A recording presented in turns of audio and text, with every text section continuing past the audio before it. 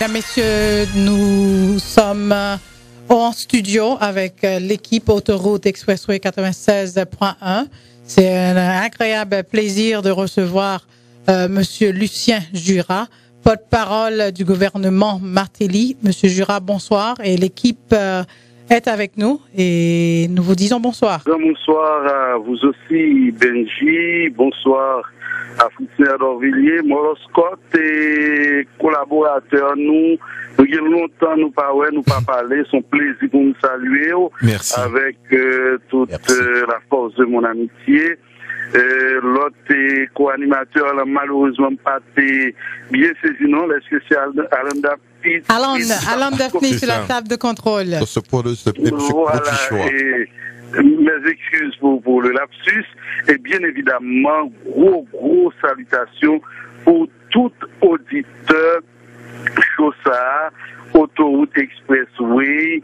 C'est un plaisir pour moi pour me capable participer dans l'émission ça que Radio Nouvelle Lumière lui-même lui permet communauté haïtienne là un peu partout à travers les États-Unis et ailleurs pour être capable de suivre. C'est un plaisir pour moi pour une première ça, totale disponibilité de la présidence à nous parler. Donc on a information qui a fait en pile l'actualité et un peu partout côté qui gagne tout haïtien, c'est jusqu'à présent, funérailles nationales du président, l'ancien président Jean-Claude Duvalier, pas fait encore. En pile encre coulé et en pile dialogue fait sous ça. Au commencement, population ont trouvé que le gouvernement était supporté pour que gain funérailles nationales pour l'ancien président Jean-Claude Duvalier. Et après d'autres déclarations, funérailles nationales pas accordées. Donc, comme porte-parole, est-ce que vous êtes capable d'expliquer nous qui position gouvernement martélien? Est-ce que c'est la pression du peuple? Est-ce que c'est diaspora? Ou bien est-ce que c'est la victime qui complainte, qui empêchait que il ait accordé ça? Est-ce que le Parlement aurait dû prendre une décision pareille? Ni l'autre, dans l'hypothèse où avancer là, Benji, il n'y a pas qu'aimé du tout. Il n'y a pas qu'aimé parce que si nous faisons rétrospective sur l'ensemble de positions officielles administration Martelly, depuis la mort de l'ancien président Duvalier, il a conduit nous à ça. Tout d'abord, le porte-parole qui intervenait sur Signal FM a annoncé la nouvelle, lui présenter condoléances et la présidence à la famille Duvalier et lui annoncer que incessamment pour gagner un communiqué de presse pour officialiser un mot de sympathie, de condoléances. Le porte-parole, c'est bien sûr Lucien Jurat qui intervenait sur Signal FM. Une trentaine de minutes après l'émission, effectivement, communiqué officiel par les nationales anti-sorties. Côté là-dedans, président Martelly présenté condoléances au nom du gouvernement et du peuple haïtien à la famille Duvalier suite au décès de l'ancien président. Dans les médias, qu'est-ce qui allait se produire? À la question, M. Lucien Jurat, est-ce qu'il y aura des funérailles nationales pour l'ancien président Duvalier? J'ai répondu dans tous les médias et la même réponse pour dire que selon le protocole, normalement, des funérailles nationales sont dues au président, à l'ancien président Jean-Claude Duvalier, mais que l'on devait attendre le communiqué officiel du Palais national à ce propos, car c'est par communication officielle que la présidence a bien pour le prononcer sur les funérailles de l'ancien président Jean-Claude Duvalier. Et j'ai constaté, Benji, que d'aucuns s'est servi du premier élément de phrase, de la première partie de phrase, quand j'ai eu à dire que normalement, le protocole prévoit des funérailles nationales pour l'ancien président Duvalier.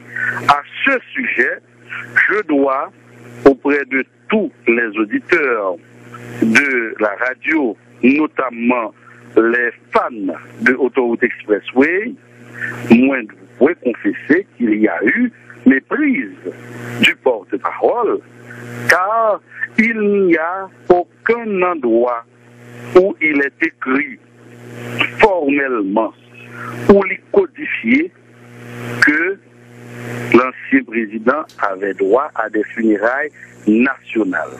Aucun côté, la loi est muette là-dessus.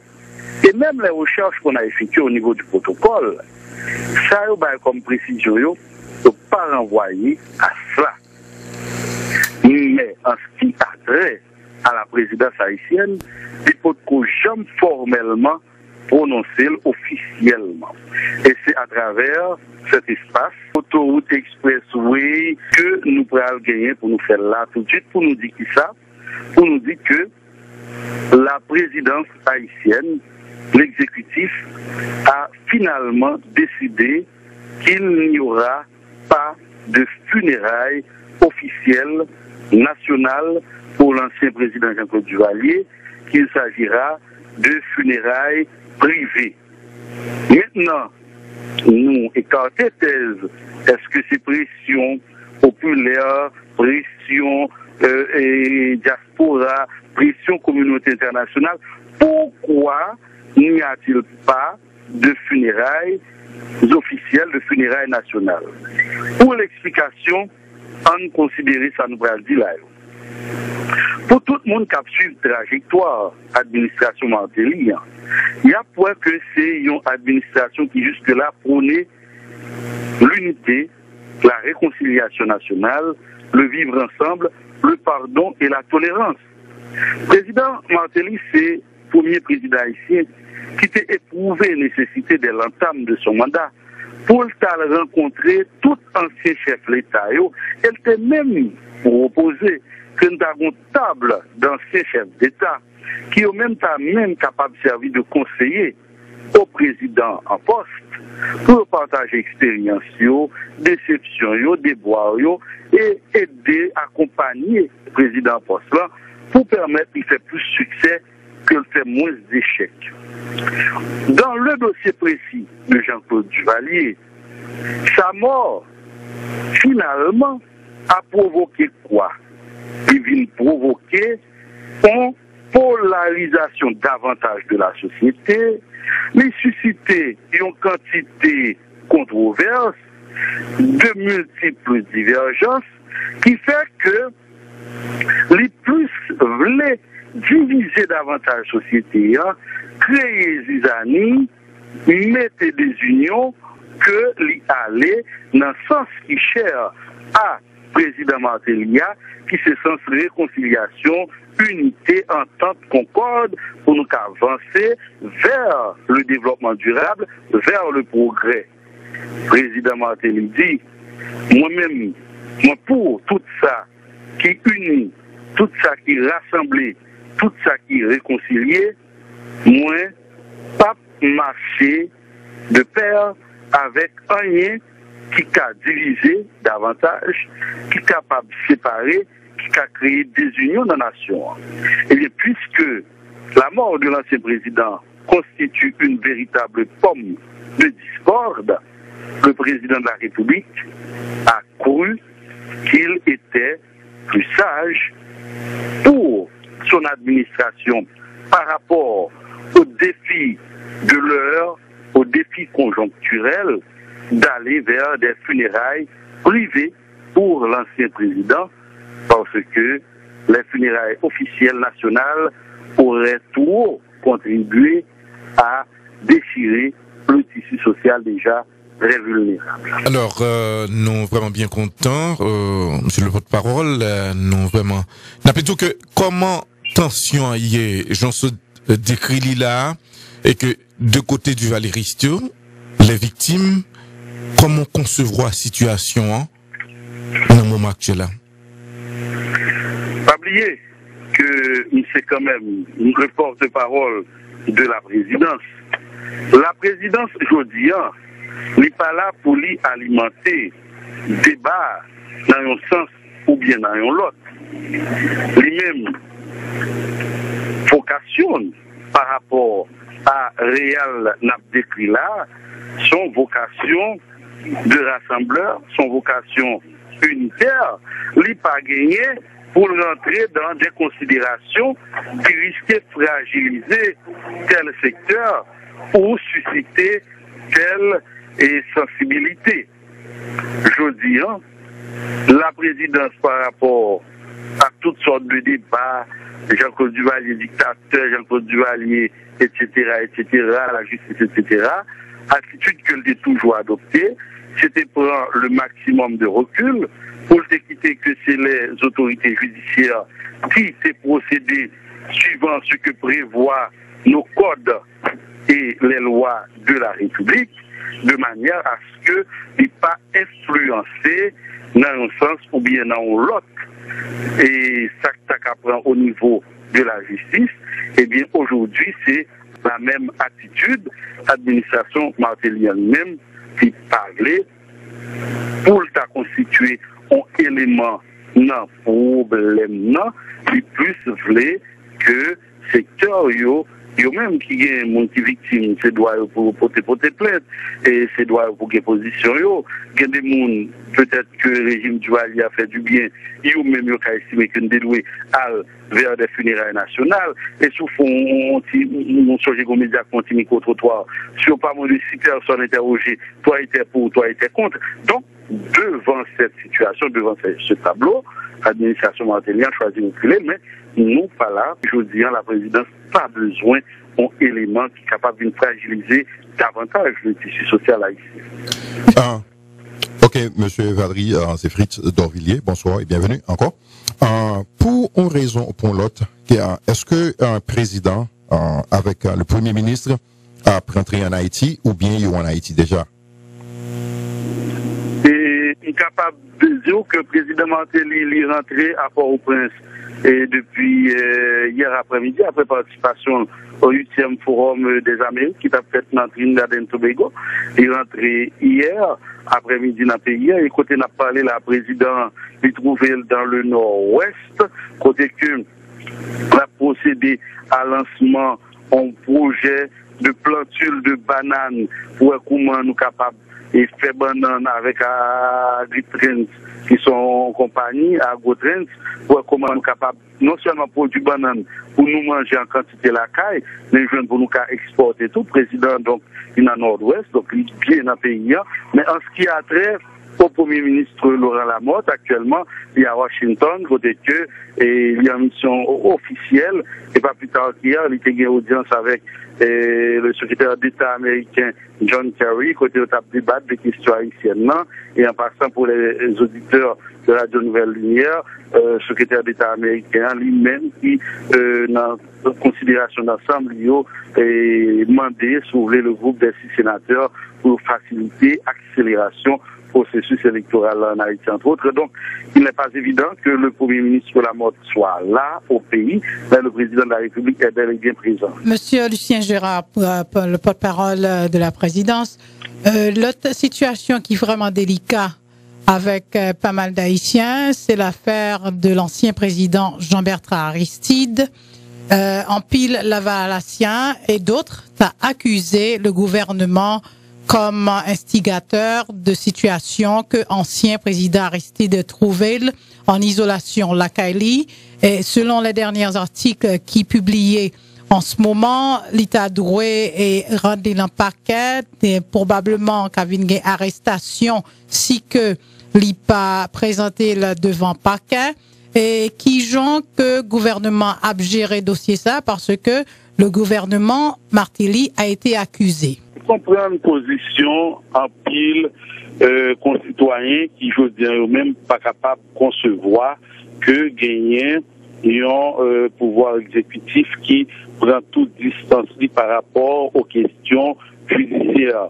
Et c'est facilement compréhensible pour la simple et bonne raison, Benji, que durant ces 27 dernières années, 26 dernières années, depuis l'adoption de la Constitution de 1987, qui ça nous a assisté, c'est un pouvoir judiciaire qui était toujours vassalisé, qui était toujours sous coupe réglée exécutif. Et autrefois, pour qu'un juge tousse, il lui fallait la bénédiction d'un haut placé au niveau du pouvoir exécutif. Or, une fois arrivé au pouvoir, le président Martelly, qui a fait de l'état de droit son cheval de bataille également, il a prêché par l'exemple.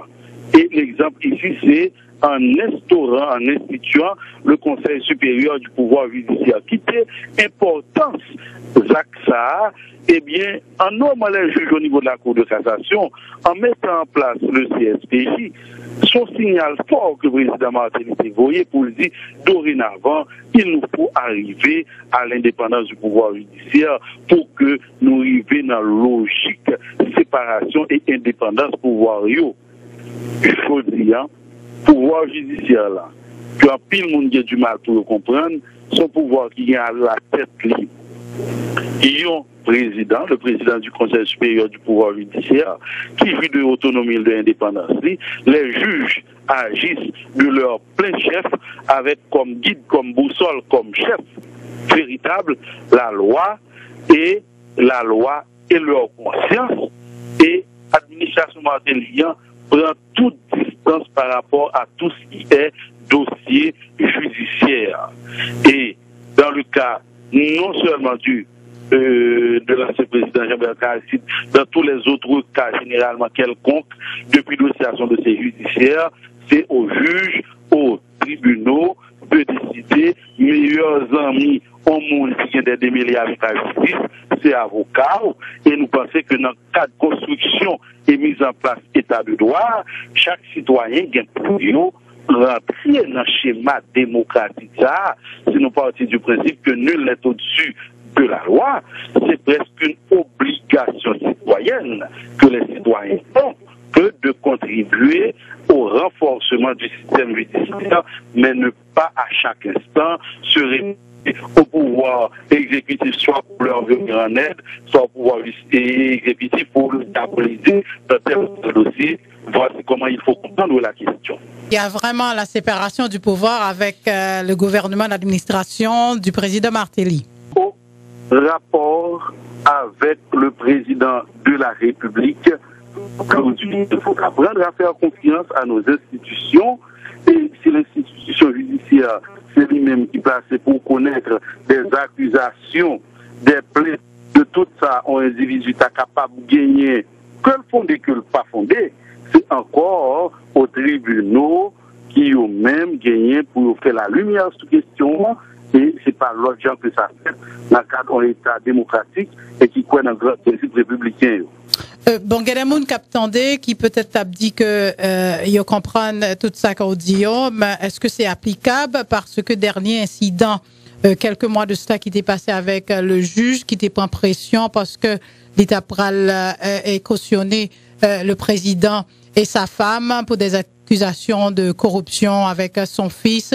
Et à ce moment-là, le juge l'a été présenté, il a été impliqué, Premier ministre l'a, il y a une réunion qui a été faite. Donc, il n'y a pas de juge l'a, le juge l'a été fait en colère, qui sont dit à propos de ça, là, qu'on mentionnait qu'il y a une séparation du pouvoir, mais est-ce que pas qu'on influence quand même du gouvernement sur les hommes qui sont en tête de la place judiciaire? Vous savez pourquoi je vais vous répondre comme je vais le faire, Madame Benji? Oui, oui. C'est parce que dans les discussions que nous avions eues un peu avant cette émission, je vous avais félicité pour votre très belle élocution et l'élégance qui vous accompagne. Félicitations donc au 96.1 FM et à tout le staff. Je pourrais vous répondre laconiquement en vous disant: ce n'est pas parce qu'une rumeur n'a pas de pied qu'elle ne circule pas. Ce n'est pas parce qu'une rumeur n'a pas de pied qu'elle ne circule pas. Et si vous étiez plus proche de nous en Haïti, vous allez nous compte de quantité de bagailles, mon Dieu. S'il ne s'agissait que des racontars de ça, mon chez dit à chaque coin de rue, bon gars, si je dis, et si nous avons cherché tonnes d'accusations faites sous l'administration Martelly, pas un seul pays sur la terre qui a une superficie suffisamment grande pour prendre. Mais laissez-nous vous dire que c'est bien malheureux que la dynamique démocratique est souvent autoriser sans capable des coûts terriblement bas qui pas forcément à la dimension même de certaines personnalités qui gagnent des réputations, on t'a dit jusque-là, qui conféraient une certaine notoriété. Mais n'a dit pour causer l'affaire juge Tordien, nous t'attendez tout dans la même rubrique là, des mondes qui te dit, il y a des autopsies juge là, il y a qui salte bouek, qui fait. Donc tu comprends pour quelle raison tu es bien placé de répondre à cette question. De se prononcer, il a révélé que le juge était mort de mort naturelle. C'est bien malheureux que aujourd'hui, nous avons retourné son dossier alors que ça doit quand même faire très, très mal à la famille du défunt parce que la mort d'un homme, c'est la mort de l'homme en général. Et un juge qui servait son pays, qui vient à mourir, le mieux qu'on puisse dire, c'est qu'il se repose en paix. Mais voilà qu'on est en train de remuer sa mémoire pour débattre d'accusations fallacieuses, fantaisistes et de plus d'un. Et toutes ces démarches ne participent qu'à un seul objectif, la décrédibilisation de l'administration Martelly. Et ce sont les mêmes accusateurs d'hier qui aujourd'hui demandent à corps et à cri le départ de l'administration actuelle, qui vous disent, écoutez, au deuxième dit, nous pas prendre gouvernance par décret dans mes personnes, il nous faut un gouvernement de transition, un gouvernement provisoire, mais à la question, sur qui base un gouvernement transitoire ou bien pas, et un gouvernement provisoire préal jouer une légitimité pour organiser l'élection, ce sera sur une base de décret. Hein. Ce sera forcément sur une base de décret, puisqu'il n'y a pas de socle légal pour les élections.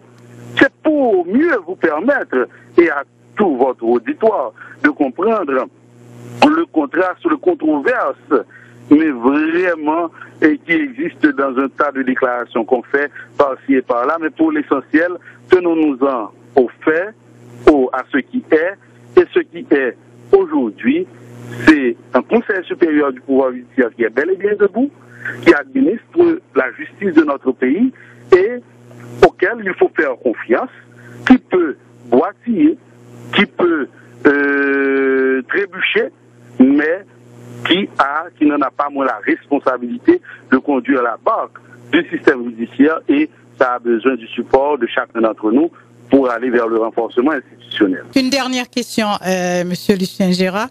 Dernièrement, le gouvernement a fait proposition pour que l'IPA pas quitter des travailleurs déplacés pour qu'il y ait des gens qui sont infectés avec Ebola. Est-ce qu'il y a d'autres mesures qui étaient en très grande mesure que le gouvernement a prend?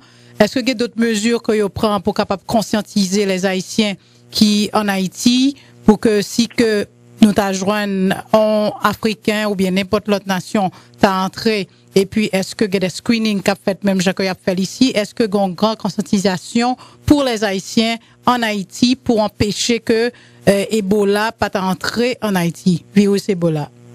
Merci pour questions ça, qui sont questions d'intérêt général et même de sécurité nationale. Et le bon occasion pour moi féliciter encore le gouvernement à travers notamment le ministère de la Santé publique et le ministère de l'Intérieur qui ont même aux premières annonces de menaces et prennent toutes les dispositions. C'est ainsi que je dis, si nous-mêmes dans 96.1, nous avons même voyé aux équipes d'enquête, n'a pas que il y a des dispositions au niveau de l'aéroport pour que screening soit fait pour que tout le monde qui venu en provenance de Youn ou l'autre pays, ça prévention majeure extrême. C'est pas que les Haïtiens soient insensibles à la douleur et aux peines des autres. Cependant, il nous faut aujourd'hui protéger cette population, et c'est ça que fait toute mesure de prévention ça prend, et mesure ça c'est qui gagne comme dernière mesure en date, qui est toujours en vigueur au plus haut niveau de l'État. Engagement prend pour empêcher que maladie arrive la caille nous. Mais avant nous finir, même si c'est pas l'objet de l'émission, permettre que nous et Benji et Fritzner, Moloscott et Sou et quand même événement majeur ça qui fait dans le pays d'Haïti semaine dernière, le 2 octobre dernier, c'est l'aéroport du Cap Haïtien, l'aéroport international du Cap Haïtien. Ça a été une grande actualité.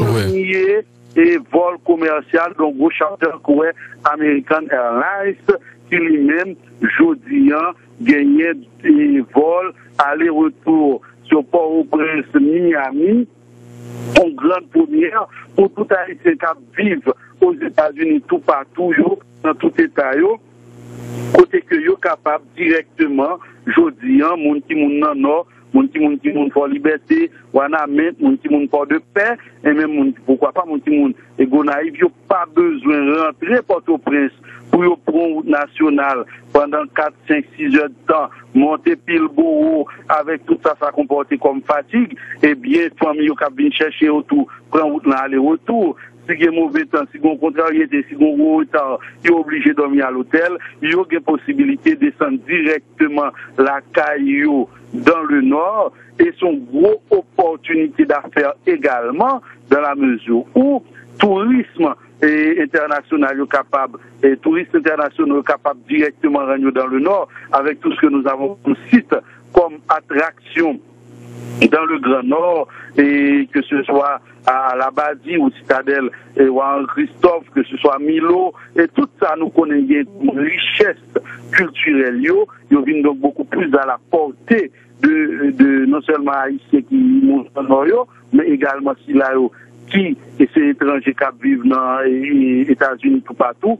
Donc, Jean-Président Martelly te dit, c'est pas seulement un Boeing, un avion qui était atterri sous piste aéroport Cap-Haïtien le 2 octobre, mais c'est 20 développement, c'est 20 investissement, c'est 20 changement qui a soufflé un peu plus sur le nord et nous pas de avant de fermer ce segment ça. Pas rappeler pour tout haïtien yo et puis inviter yo vin la caille monter américaine al dans le nord al cap haïtien vin faire tourisme local vin investir comme dans pays a retourner la caille parce que dans pile effort qu'a fait pour que la caille lui-même lui offrir conditions pour venir vivre là-dedans, que ce soit en termes de sécurité, d'image n'a projetée à l'étranger, ou encore de toute particularité la CAI gagne qui est propre à lui-même, qu'on ne peut pas prendre aucun autre côté sur la planète ça, parce que la CAI c'est la CAI. Nous devons donc et finissons notre constat pour nous dire que l'administration Martelly, le gouvernement, la travaille plus que jamais, même pour que tout haïtien, quel que soit côté sur la planète, est capable sentir confortable à venir la caillou pour venir pour inviter l'autre nous là d'ailleurs pour nous venir faire business dans pays pour devises rentrer ce qu'on sont pays développés. Donc n'attendons nous la caille c'est pour nous, la caille c'est la caille. Et merci en plus. Merci monsieur Lucien. Merci monsieur Lucien Gérard d'avoir accepté l'invitation, le porte-parole du gouvernement. Merci. Président Martelly. Ça a été un plaisir.